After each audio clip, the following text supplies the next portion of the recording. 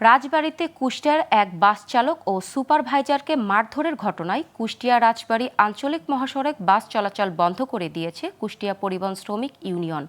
এ কারণে কুষ্টিয়া থেকে দৌলতদিয়া রুটে কোনো বাস চলাচল করেনি।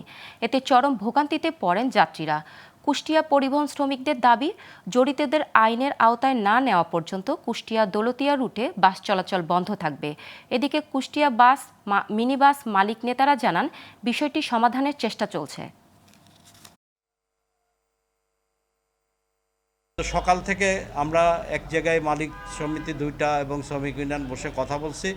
রাজবাড়ী ভয় পাচ্ছে আসতে, আমরা আশ্বস্ত করছি, কিন্তু তারা তারপরেও ভয় পাচ্ছে। আমাদের ঢাকার গাড়ি সচল আছে, কিন্তু এই লোকাল গাড়ি যেগুলা দৌলতদিয়া চলে এবং পদ্মাগড়ায় একটা সার্ভিস চলে, এগুলো বন্ধ আছে।